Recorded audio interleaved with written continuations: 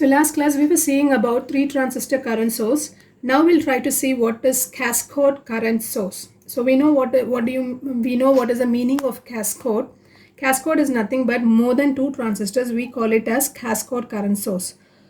So here we have 4 transistors. All the 4 transistors are identical in nature and all the 4 transistors have the same temperature. Then only the operating point will be good for all the 4 transistors. And then we have here an I reference, that is a current source over here, and this collector current only is connected to the base of both the transistors, and similarly here from the base only it is connected to the collector. So this is the description of the circuit. And the output is taken across the transistor Q4. So nothing else is over here in the circuit. Very simple circuit. Only the transistors are there. That is what we call it as active load, because we call this as IC biasing.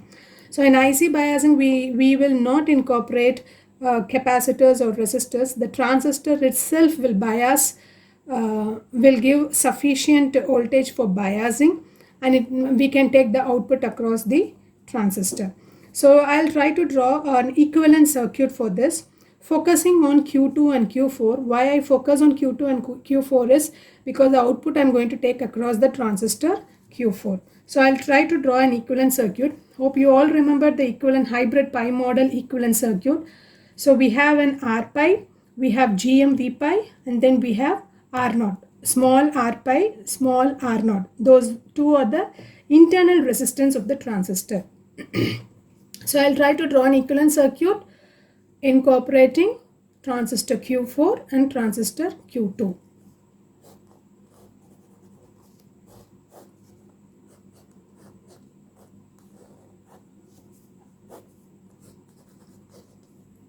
So this is my transistor Q4. So this is my R pi 4. So across the R pi 4, my VB4 voltage will be there, or else we used to say it is V pi. Across R pi, the corresponding voltage is V pi. So here specifically I am mentioning it is VB4 and this is R pi 4. And this is our current source. So I'll represent it as GM4 VB4, and this is my small R0. So this is my equivalent circuit for the transistor Q4. So this has been R04 and this has been connected to the transistor Q2. So I'll try to do here a voltage source, because when I focus on finding out my output impedance, we usually short circuit at the input side and then across the output we use a voltage source. In a similar way, I'll try to draw it over here.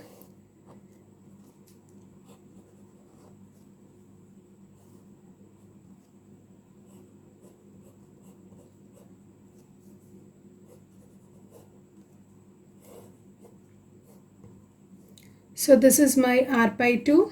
So across my R pi 2, V pi 2 is my voltage. So specifically I am mentioning over here it is the base to emitter voltage across the transistor 2. And then this is my GM V pi or else GM VBE. So this is GM2 VBE2. So this GM2 VBE2 will be equal to 0. I'll tell you why it is equal to 0. And this is my internal resistance R02. And I have to connect my emitter of the transistor Q4 and the collector of the transistor Q2. So this is my emitter. Actually we know here this is a common emitter configuration. So this is my base, this is my collector, and this is my emitter. That means this portion fully is my emitter. And again here this is my base, this is my emitter, and this is my collector. Both the transistors are common emitter configuration. So I have to connect the emitter of transistor Q4 to the collector of transistor Q2. So this is my emitter region, the entire line which is grounded. This is my emitter region.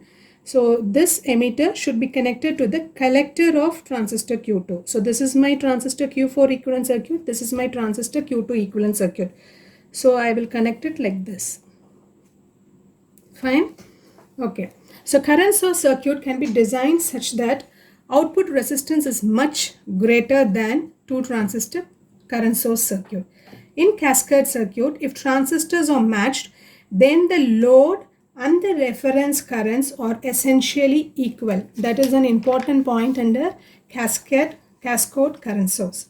So we'll try to find what is the output resistance for this circuit.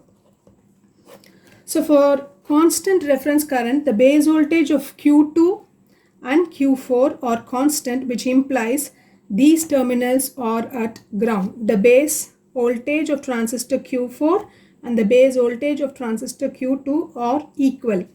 So in the equivalent circuit, if you see, I have represented here GM2, VBE2 will be equal to 0. So I'll try to find what is my VBE2. So VBE2 will be equal to I into R. V is equal to I into R formula. So in the place of I, I'll represent it as Ix. So where is this Ix?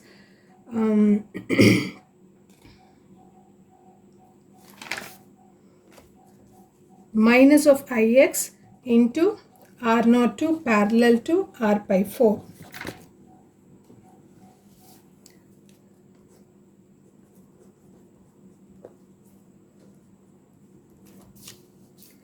So V is equal to Ohm's law formula. V is equal to I into R, and depending upon the direction of current, VBE2 will be equal to minus of Ix into R02 parallel to R by 4.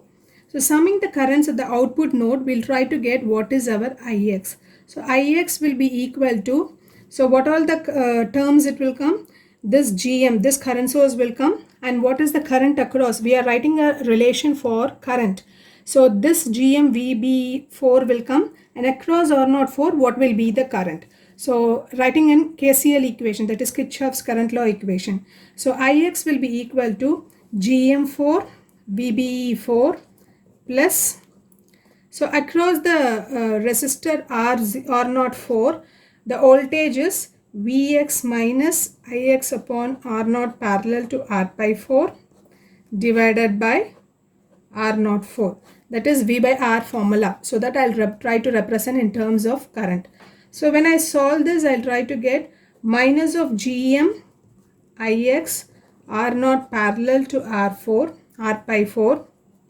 That is in the place of VBE4, I'll replace with I into R formula. So VBE4 is nothing but Ix into, in the place of R0 parallel to R by 4, plus the remaining terms will be same. So Vx minus Ix of R0 parallel to R by 4 divided by R04. So now this is my Ix. So what is my output resistance? The basic formula, R is equal to V by I. Therefore R0 will be equal to Vx by Ix, which will be equal to R04 1 plus beta plus R by 4. If you solve all these parallel is R0 parallel to R by 4 is nothing but R0 into R by 4 divided by R0 plus R by 4. Similarly, this parallel connection, if you solve, the net equation will be R0 4 upon 1 plus beta plus R by 4. So this is approximately equal to beta R0 4. So your output resistance has increased by a factor of beta. This is your output resistance. So this has been increased by a factor of beta compared to 2 transistor current source, which in turn increases the stability of current source, which changes in the output voltage. So now we'll see the next topic, Wilson current source.